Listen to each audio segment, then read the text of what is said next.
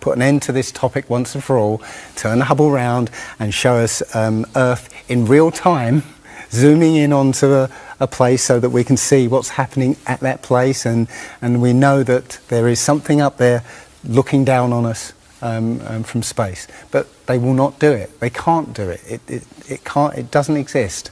It literally doesn't exist. It's all fraud. It's all fake.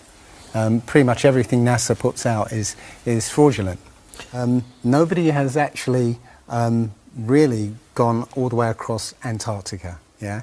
Now there are millionaires out there who could, assemble the resources to make an expedition and completely, go across and chart Antarctica and make a name for themselves, being the first person to do that. Yeah. But nobody ever does. Now you can actually measure the temperature of the moonlight next to the temperature of the shade of the moonlight, and you'll find the moonlight is colder than the shade, the opposite from the sun. So the moon is throwing out its own light, and that light is the opposite from the sun. Now, that tells you that it's not reflecting the sun's light. It's producing its own, and its light is different from the sun's. So, the scientific community have not told us this, because they won't tell us this because it destroys this idea that the sun is lighting up the moon. The other thing that's about the spinning Earth is looking at the stars. Now, directly above the axis of spin is the pole star, Polaris, directly over the North Pole. And we're told that the reason that all the stars spin around the North Star is because the Earth is spinning at 1,000 miles an hour. Seems to make sense, because if you put a long exposure camera pointing at the North Star, you'll see the stars will make perfect circles around, perfect star trails.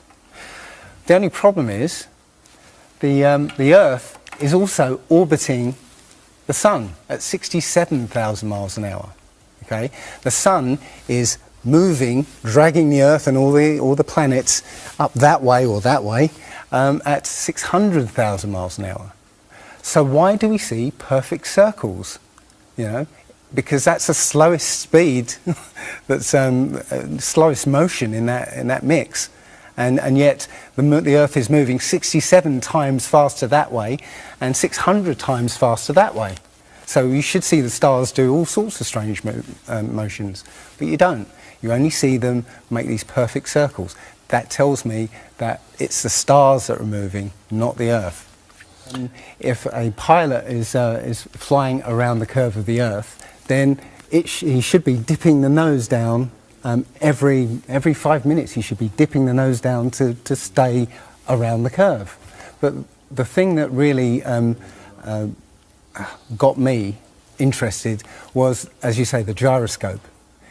In a plane there is an artificial horizon, and it's based on a gyroscope. And if you spin a gyroscope on a surface, it will want to stay upright. You can twist and tilt the surface as much as you like. The gyroscope will stay upright. So if a plane has a gyroscope and it starts following the curve of the Earth, the gyroscope would stay upright, which means the artificial horizon will start to roll backwards. But it doesn't. That's absolute proof that a plane flies over a flat surface rather than a curved one.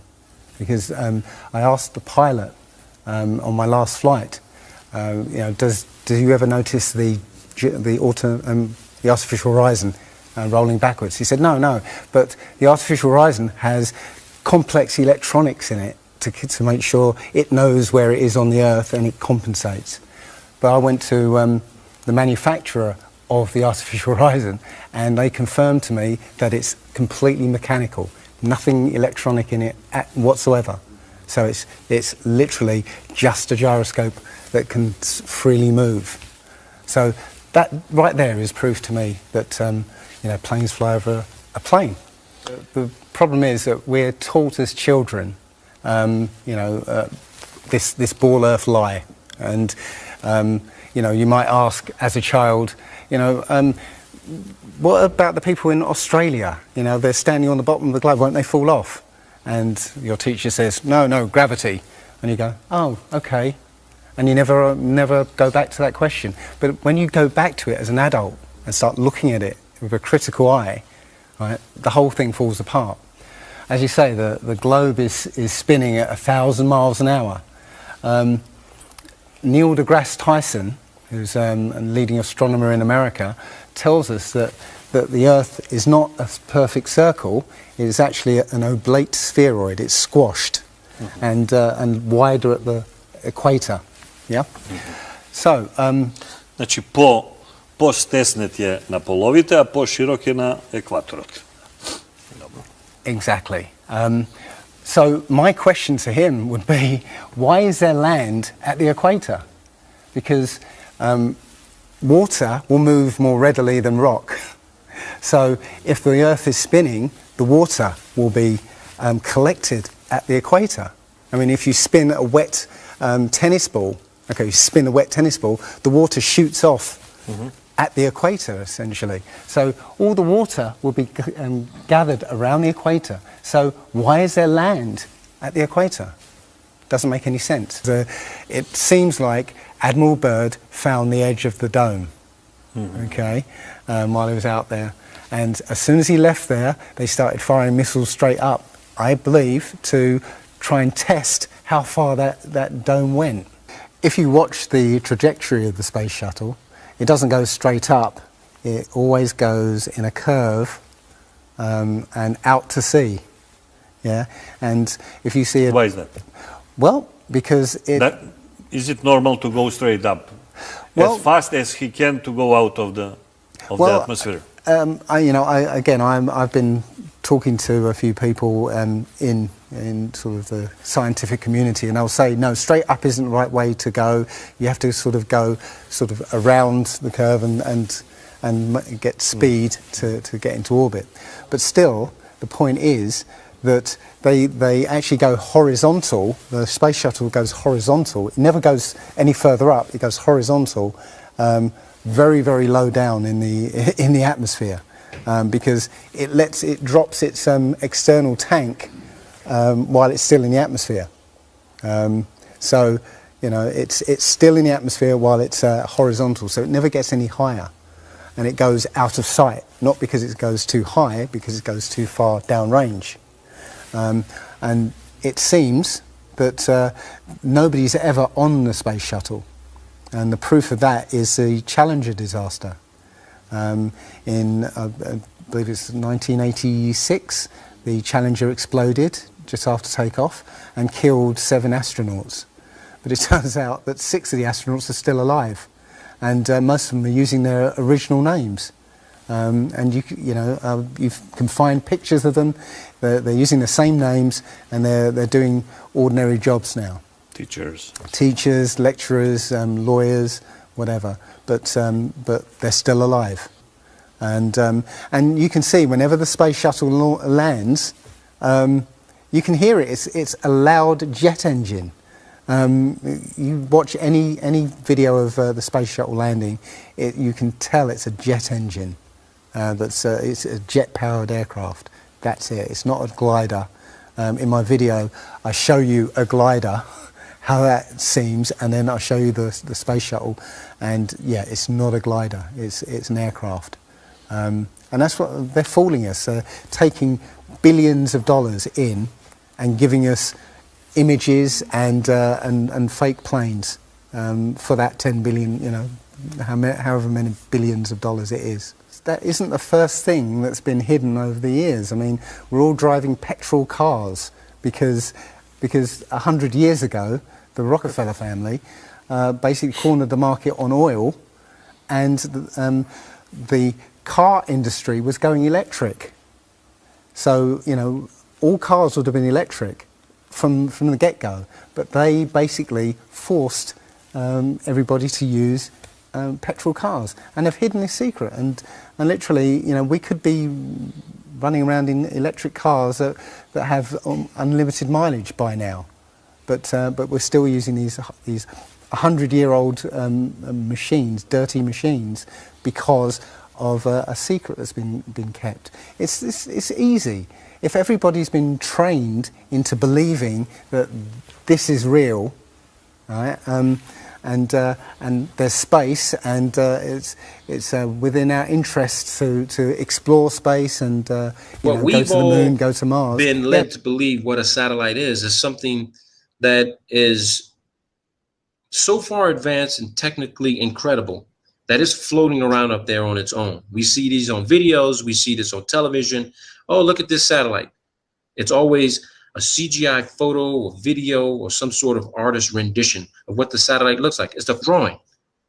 Every single video we've all ever seen, they're all CGI videos and images of satellites. They never show you something in real time. Why can't they show you in real time? Because it's not where they say it is. But what is up there is a real satellite, but it's not at the altitude they claim it is. It is giving off a frequency and signature. It is floating in the sky, but not unaided. You only see it at night, and when you see it, it's the moonlight or the sunlight reflecting off of this. Now I know why these satellites have to have these gold and aluminum reflective surfaces, because they are maintaining the lie, fraud, illusion.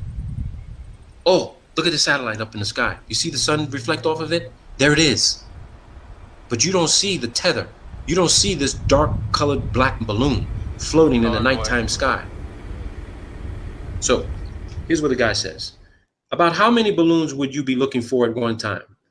Mitchell says the number would depend on the balloons identified in the daily mission, frag order, fragmentary operations order. Their codes would be listed. So each one of these balloons has a frequency and a code. This guy's saying, I think it was 10,000 feet the beacons would continue to function. We thought that they went down and were in the snow in the Brooks Range or some of the other mountains up in Alaska. He says, did your unit tell you the purpose or the mission of the Genetrix while you were doing this? He says, yeah, we knew. The balloons were launched from Norway. Look at this, people. The balloons were launched from Norway, Denmark, West Germany, and I think some from Turkey. In the winter, February of 1956, there was an article in Time magazine about the Russians complaining about our overflight of the Soviet Union with these balloons. Holy shit, people. I mean, really. The Russians were complaining about the US flying over the Soviet Union with balloons. The Russians were complaining about overflights of the Soviet Union with balloons. They had any number of gondolas stacked in the Sperodonivka Palace driveway of Foreign Ministry.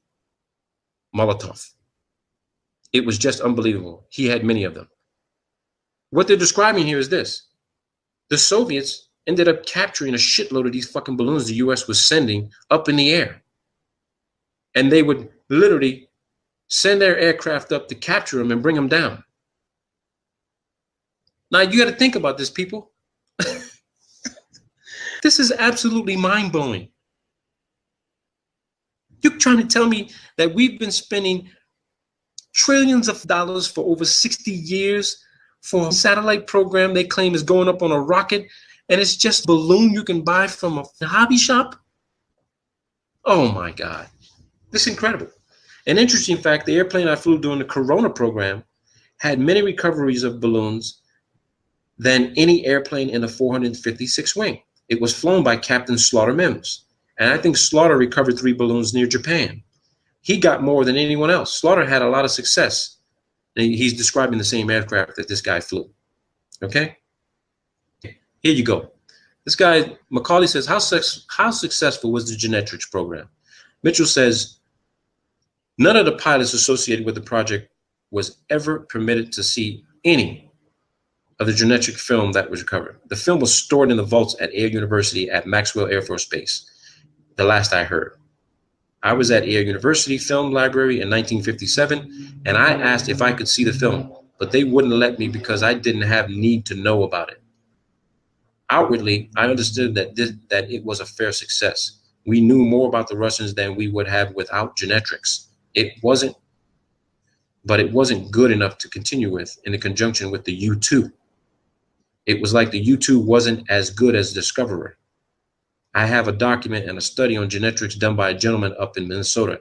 It gives the number that was recovered. A lot of the gondolas went into the water and were never recovered. They had a saltwater plug in them that dissolved when the plug came in contact with the water and eventually sank the gondola. That's what they say. That's what they say. Now, get this. Macaulay says, did the public ever see the genetics gondolas and think they were UFOs? Mitchell says, I never heard of any reports of that nature. If there were any, there could have been. I don't know. You know, it's been so long since that operation. I don't recall any newspapers that might have said that they were UFOs. I know you could see the balloon. Listen what he says. He says, I know you could see the balloon very easily from the ground. It looked, here you go, people, smoking gun. It looked about like a silver dollar during the daytime because you couldn't see anything attached to it. You see this for yourself, people. He said you could see it from the ground and it looked like a silver dollar during the daytime because you couldn't see anything attached to it. So for all those naysayers out there that claim they've seen the Hubble, they've seen the ISS, they've seen other satellites and shit floating around in the sky. Think about this.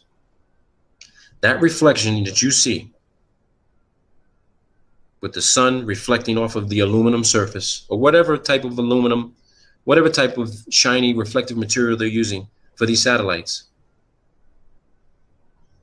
carried by the jet stream, flying around a specific territory that is tasked to fly around in. Macaulay says, at that time, did you normally call the program Dragnet or Genetrix? Mitchell says, we called it Dragnet. Genetrix was a classified code name for the program like Corona and Discoverer.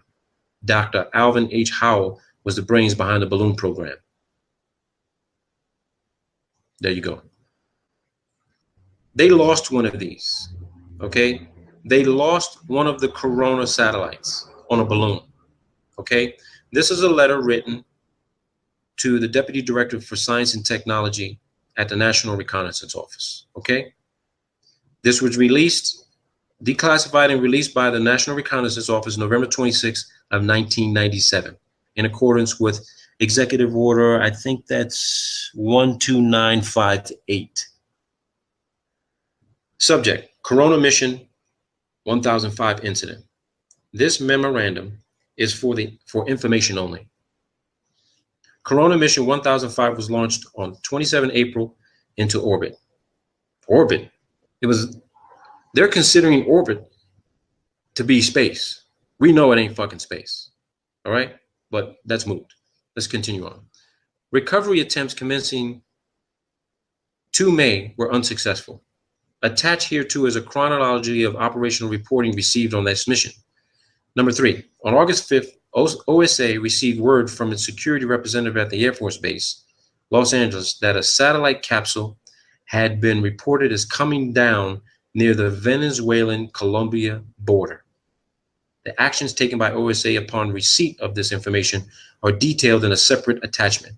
As a result of the investigation by the OSA in conjunction with the Caracas station and the embassy attaché office there, the following facts are noted.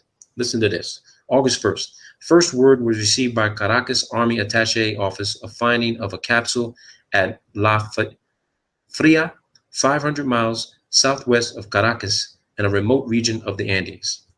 August 3rd, reconfirmation of capsule finding made by telephone call to Caracas embassy.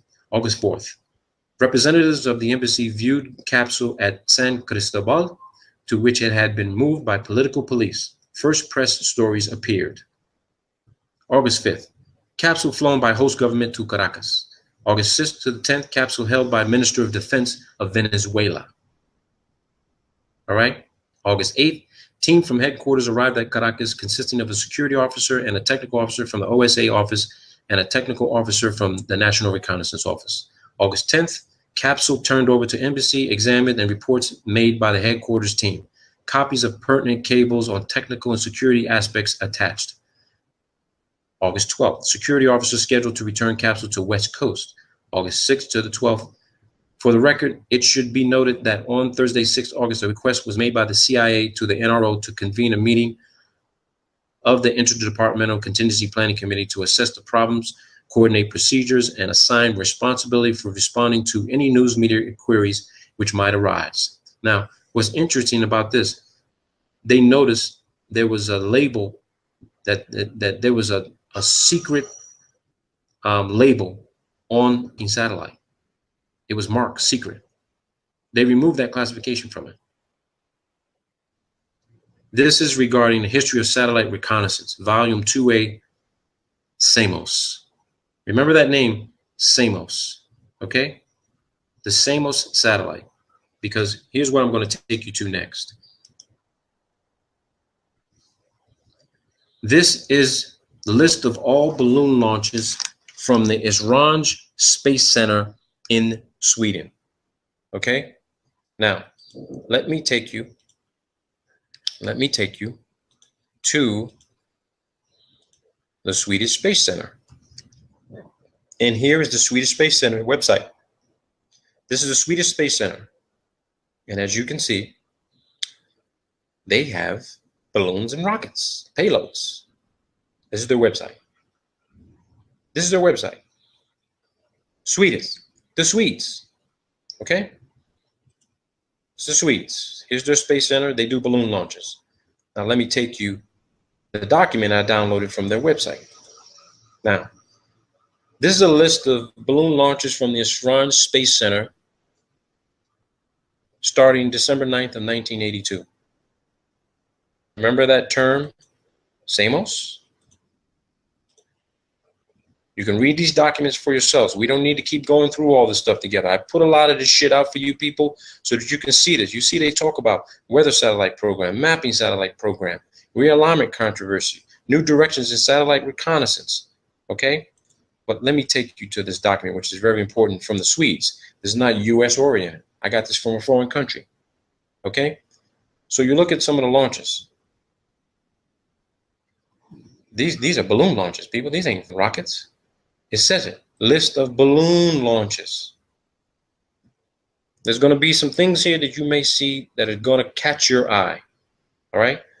Because I want you to look. You see the campaign, you look at the payload, all right?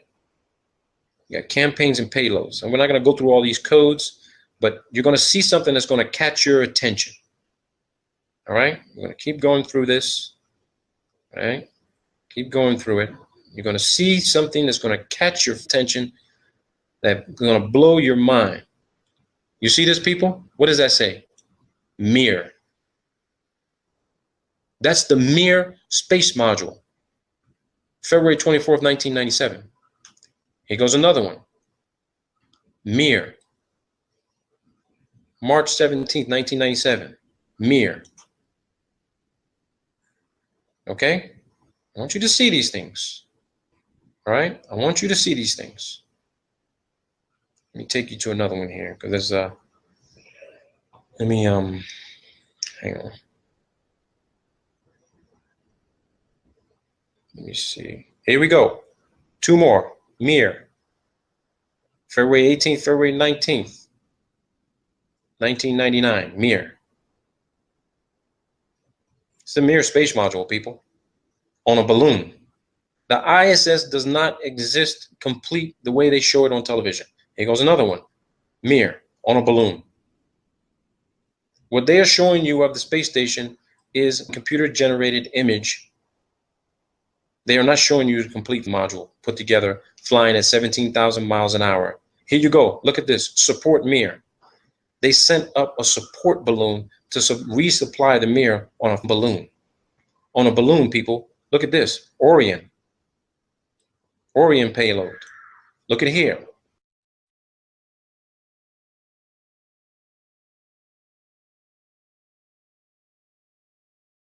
Inmarsat.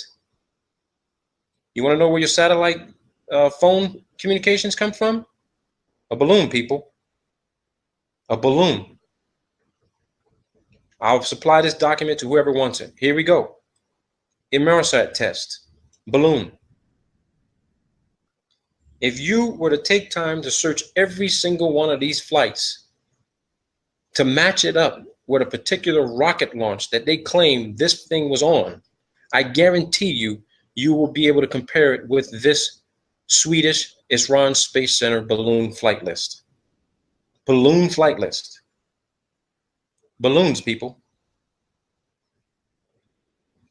That's your program. It's always been your program. Look at this. Mere short duration. Mere VLD. You got 2 VLD. Look at here. More mere. This is in 2002, people. 2002. For those in Europe, you ever heard of Enviasat? Look at Enviasat. Enviasat. These things are supposed to be testing the atmosphere for particulates and, for pollution control. Balloons, people. You can't come to any other conclusion. You don't have any other information to prove you were at the launch pad and you saw them put this thing inside the nose cone of a rocket. You didn't see it. You can work for NASA, you can work for the Germans, you can work for the Russians.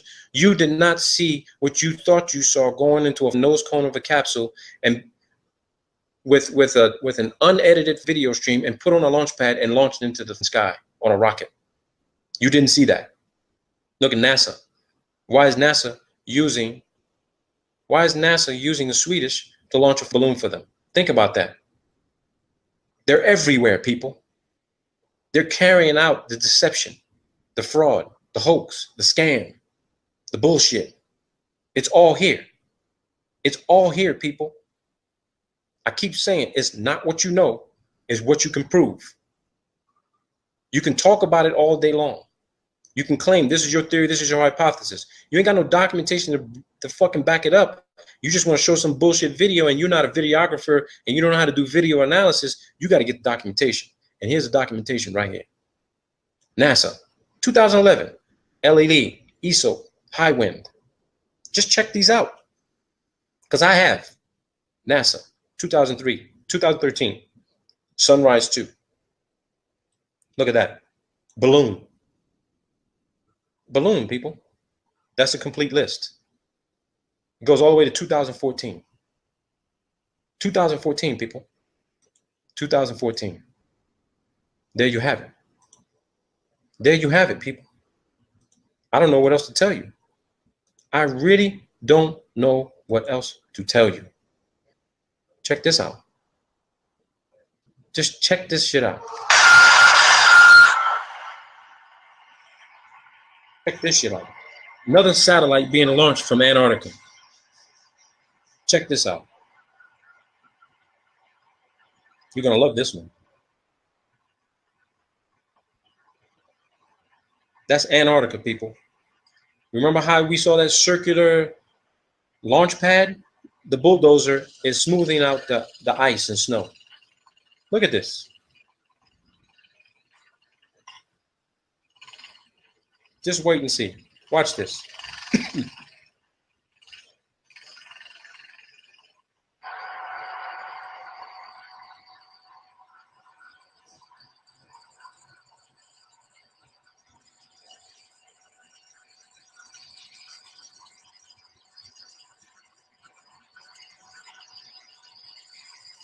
This is McMurdo Station in the background.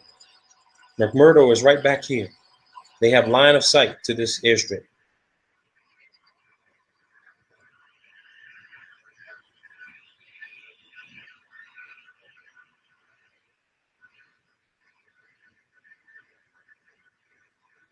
Just look at this. This is your billion, trillion dollar fucking satellite program. A goddamn fucking balloon. A balloon, people.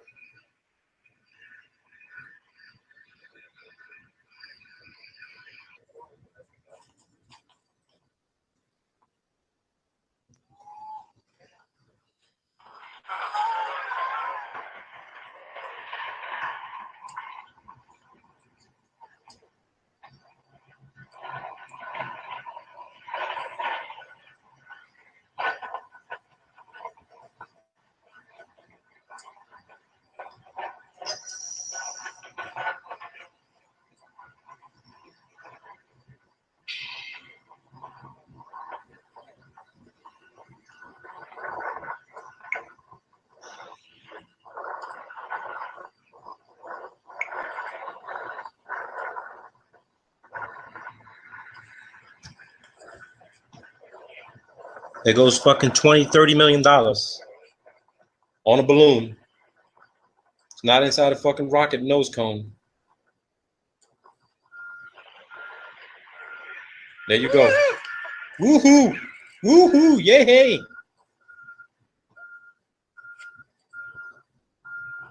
Now you want to know what NASA is spending all that fucking money for? On helium? NASA has spent a shitload of money on helium. So you got to ask yourself, what the fuck is all that helium for, right? You think, okay, maybe it's for the vacuum chamber. They're doing all kinds of testing. No, bullshit. That fucking helium is for their fucking balloon program. What else would you use fucking helium for? What would you use helium for? You use fucking helium to fucking float. It's at 18,000 feet right now. Come on, people. This common sense. This common fucking logic.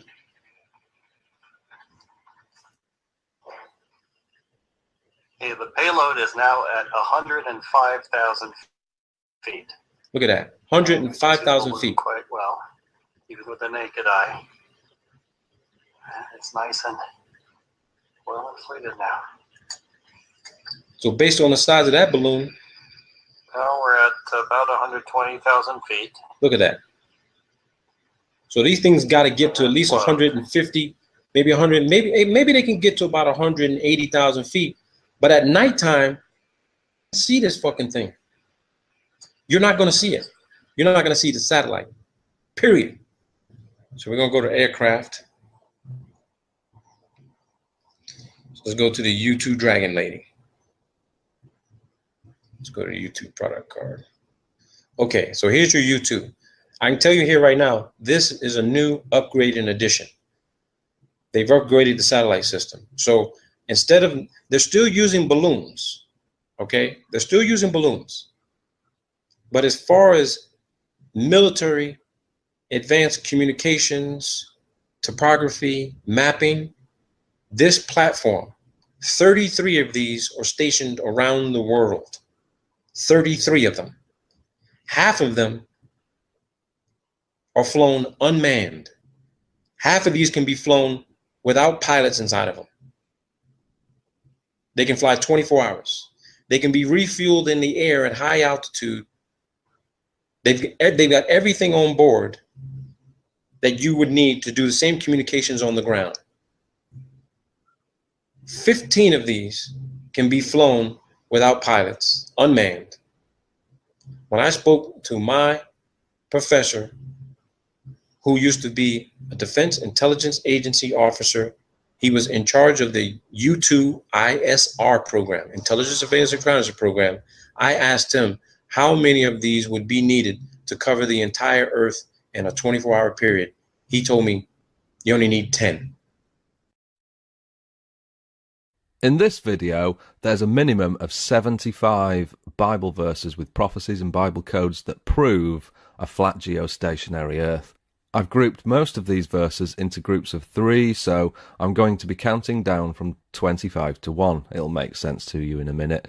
And I've saved the best 2 for last. So let's start with some easy ones. Number 25, corners. Isaiah 11 verse 12, 4 corners of the earth. Revelation 7 verse 1, 4 corners of the earth. Revelation 20 verse 8, the 4 corners of the earth. You can't have corners on a sphere. That's because the earth is not a sphere. It's flat. Number 24, still earth. 1 Chronicles 16 verse 30, the world also shall be stable, that it be not moved. Psalm 96 verse 10, the world also shall be established, that it shall not be moved. Psalm 93 verse 1, the world also is established, that it cannot be moved. It's all consistent, clear as day. If the world isn't moving, then it's not spinning, and neither is it orbiting around the sun. Number 23, pillars. 1 Samuel 2 verse 8, for the pillars of the earth are the Lord's, and he has set the world upon them. Job 9 verse 6, and the pillars thereof tremble. Psalm 75 verse 3, I bear up the pillars of it. There's nothing about a ball-shaped earth that you can fit pillars into. That's because the earth is not round, the pillars hold up a flat earth, there's a dome on top, the earth is flat. Number 22, the firmament dome. Isaiah 24, verse 18, for the windows of heaven are opened. It's a dome over a flat earth. Isaiah 13, verse 13, therefore I will make the heavens tremble. If the heavens can tremble, then it has to have solidity to it. Genesis 1, verse 6, and God said, let there be a firmament in the midst of the waters, and let it divide the waters from the waters. It's a dome over a flat earth that separates the waters above the dome. I read this so many times and I didn't see what was going on. I read the word firmament, didn't understand it, but it makes so much sense now when you take it literally. Strong's Concordance defines the word firmament as a solid expanse, roughly like the domed roof on this building here. Here's the inside of that dome, and the stars that we see in the sky would be fixed into this solid firmament, and the whole thing rotates around a flat, stationary earth. That's why all the stars move around the sky together as one set piece, because you can only have a solid dome separating the waters above from the waters and seas below on a flat earth with the atmosphere in the middle. It doesn't work on a ball-shaped earth. Number 21, the firmament dome continued. Isaiah 44, verse 24, I am the Lord who made all things, who alone stretched out the heavens, who spread out the earth by myself. Well, you can't spread something out by rolling it into a ball. Psalms 18, verse 9, he bowed the heavens also. 2 Samuel 22, verse 10 repeats Psalms. It says, he bowed the heavens also. Strong's number H5186 describes the word bowed as bend. The heavens bend around us. It's a domed heaven around a flat earth. Number 20, the sun. There are 67 Bible verses that reference the sun moving. You can easily look this up. Here's a title on one website that lists them all. But zero, zilch, nothing, no Bible verses at all that ever make reference to the earth moving. So, at the very least, the Bible supports a geostationary earth. Number 19, Bible codes. If you're familiar with Bible codes, then you'll know there's a matrix of flat earth clusters from Luke 13, verse 28 to Luke 14. Here's the matrix. Here's flat, earth, and at equidistant letter spacing you'll also find dome, canopy, tent, truth, edge, disc, even, and a lot more. If you don't have Bible code software, then you can do this for free at biblecodewisdom.com. Number 18, height and depth. Job 11, verse 8, it is as high as heaven, what can you do? Deeper than hell, what can you know? So, there's a height to heaven and a depth to hell. You can't have a height to heaven on a heliocentric, ever-expanding universe model. You can only have a height to heaven on a flat earth that has a dome over the top of it. Number 17, length and width. Job 11, verse 9, the measure thereof is longer than the earth and broader than the sea. It doesn't say longer than the sphere and broader than the curved ocean. You can't have a length and breadth on a ball unless you change the wording of the Bible to accommodate it. You can only have a length and breadth on a flat level plane. Number 16, wisdom. Colossians 2 verse 8 says, beware lest any man spoil you through philosophy and vain deceit, after the tradition of men, after the rudiments of the world. 1 Timothy 6 verse 20, false science. 1 Corinthians 3 verse 19, for the wisdom of this world is foolishness with God. A ball-shaped world is wisdom to those that live in the world and get their information from TV or the education system.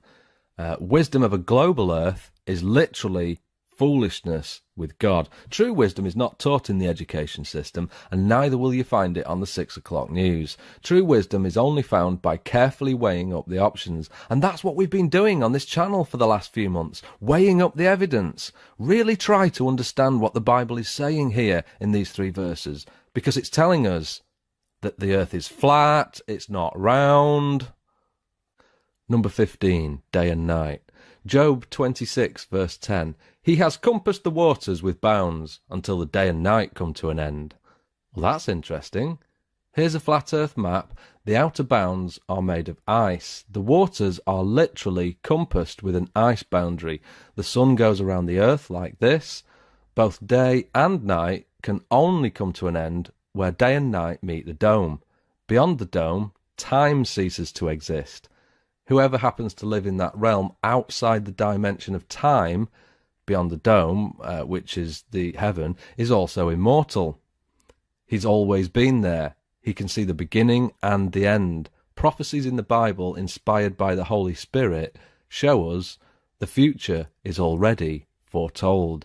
And when the Bible talks of the everlasting, that's the place we all go to at some point. Problem is, most of us who reject the truth will face everlasting shame. Like it or not, we're all going to meet our Maker someday. So day and night can't possibly come to an end on a ball earth model. That's because the earth isn't a ball, the earth is flat. Number 14, foundations. Job 38, verse 4. Where were you when I laid the foundations of the earth? Declare if you have understanding. As we've just seen, the foundations of the earth are pillars. Isaiah 48, verse 13. My hand also has laid the foundation of the earth, and my right hand has spanned the heavens. When I call unto them, they stand up together. If the heavens stand up at his command, then it's telling us here that the heavens are a dome, it's a solid dome, the earth is flat. Number 13, footstool. Isaiah 66, verse 1. The heaven is my throne, and the earth is my footstool. Matthew 5, verse 35. He's swearing, nor by earth, for it is his footstool. Acts 7, verse 49. Heaven is my throne, and the earth is my footstool. This is what a footstool looks like. It's got 4 pillars. Here's another one. How exactly are you mistaking this for this? What footstool spins at 1,000 miles an hour? Number 12, desktop globe. Exodus 20, verse 4. Thou shalt not make unto thee any graven image, or any likeness of anything that is in heaven above, or that is in the earth beneath. Isaiah 42, verse 8. Neither my praise to graven images.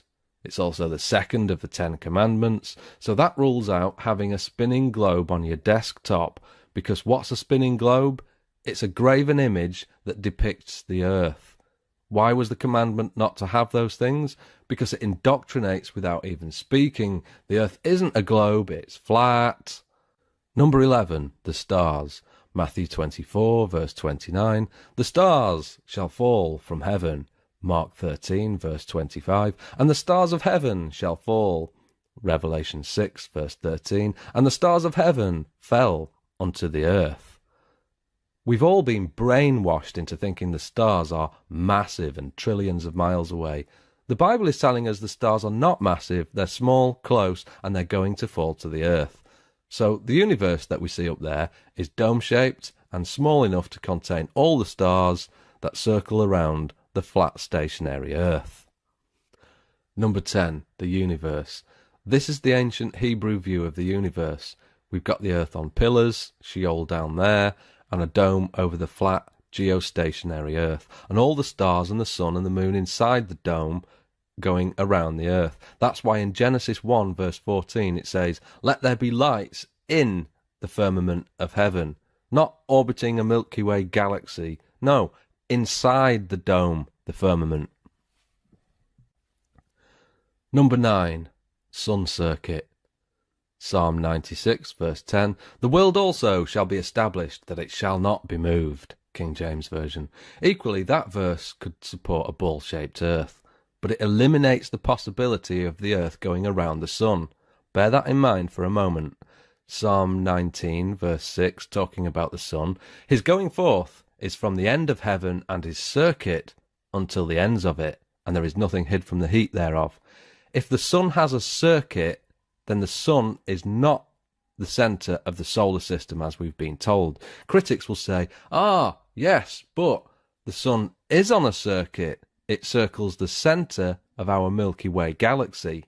Well, if the Earth is established that it cannot be moved, but the sun goes around the Milky Way, then the sun would fly off away from the Earth and we'd never see the sun again. So when the Bible talks of the sun having a circuit, it's talking about the sun circuiting around a flat Earth.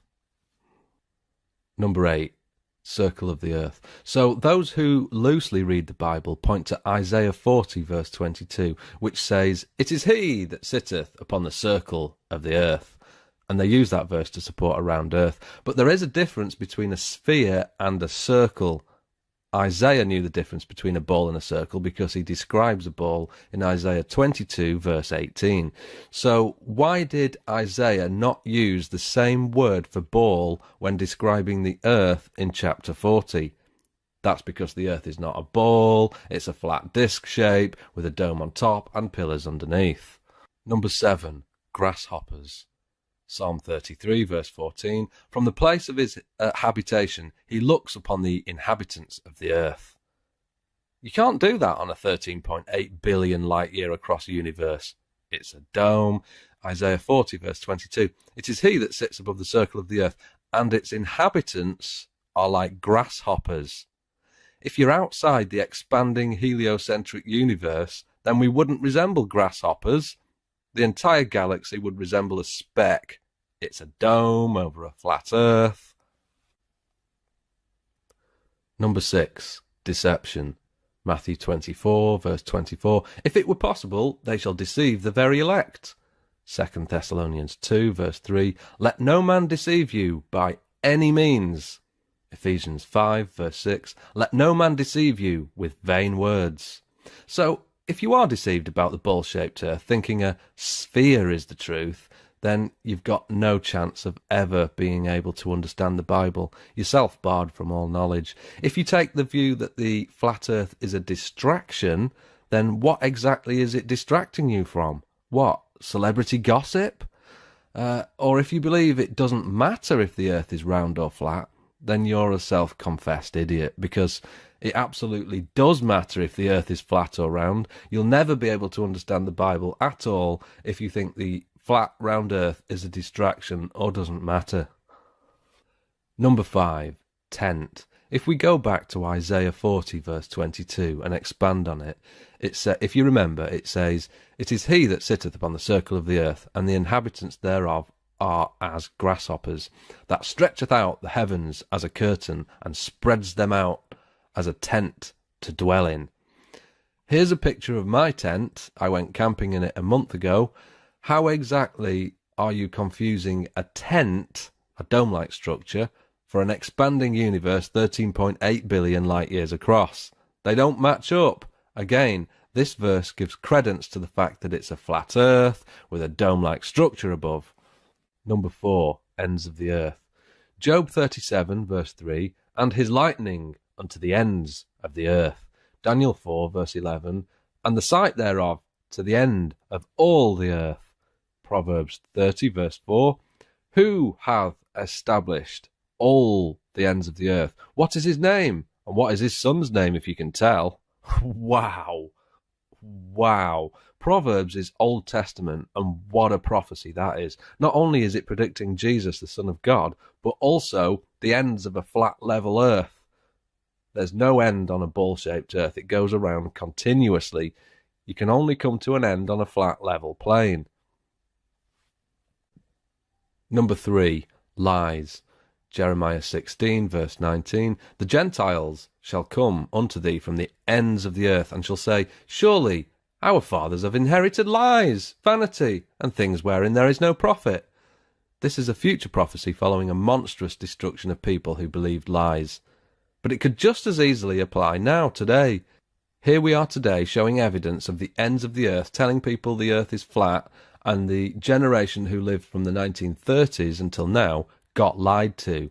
The generation above us inherited lies, and those who stand for nothing will believe anything. There's no end to the earth on a ball. That's because it's not a ball, it's flat. Number 2, the four winds. The Bible is consistent all the way through, from Old to New Testament, that there's four winds. For example, Jeremiah 49 verse 36, four winds. Daniel 7 verse 2, four winds. Matthew 24 verse 31, four winds. Revelation 7 verse 1, four winds. If you've got understanding, you'll know there's a jet stream that connects North America with Europe. Commercial aircraft try to fly in the jet stream to conserve fuel. Do some diligent research and you'll find there's 4 jet streams, 2 in the north and 2 in the southern hemisphere. So how did the guys who penned the Bible know about these 4 jet streams when they were only discovered in the 1920s, when planes could finally fly high enough to discover them? So we have a dome-shaped Earth that requires cross-ventilation. Okay, so here's an example of cross-ventilation. Here's my boiler in there, and you've got to have 2 ventilations, one at the top and one at the bottom. It's not sufficient to just have one, because that wouldn't circulate the air through. You've got to have 2 for sufficient ventilation. If you want to properly ventilate your roof to prevent dry rot or wet rot, you'll need a minimum of 2 vents, one here and one here.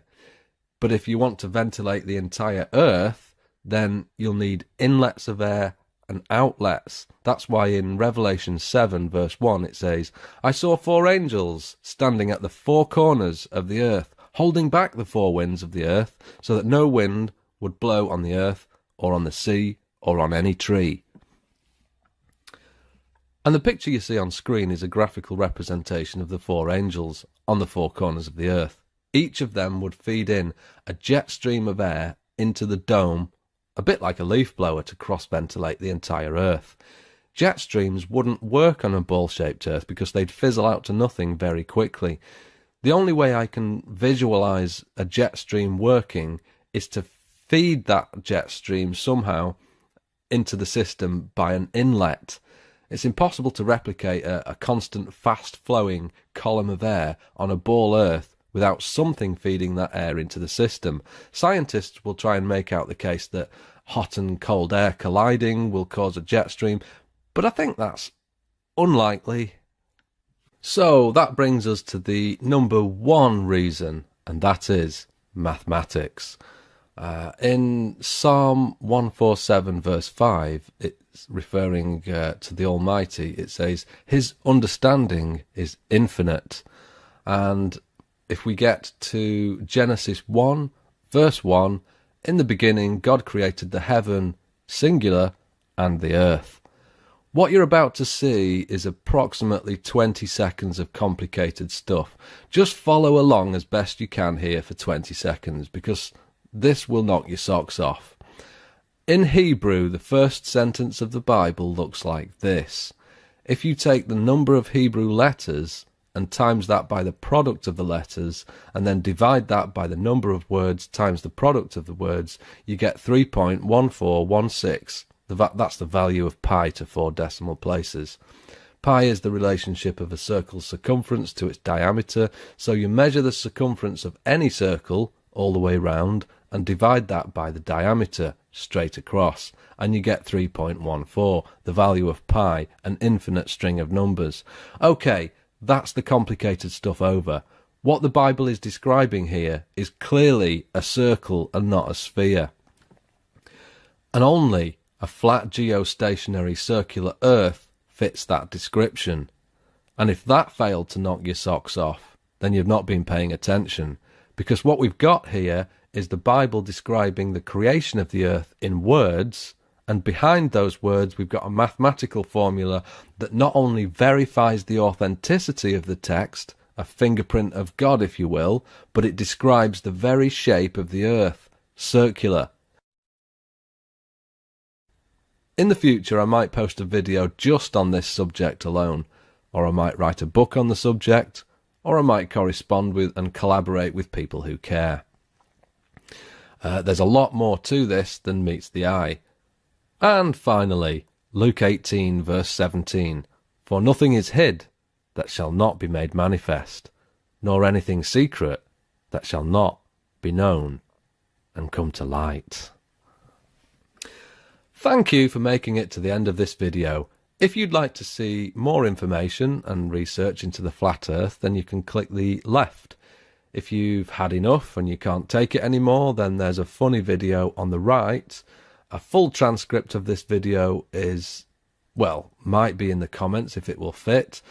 You can also find more information in the description box below by clicking more. God bless you all, and remember, the answer to 1984 is 33 AD. Approximately.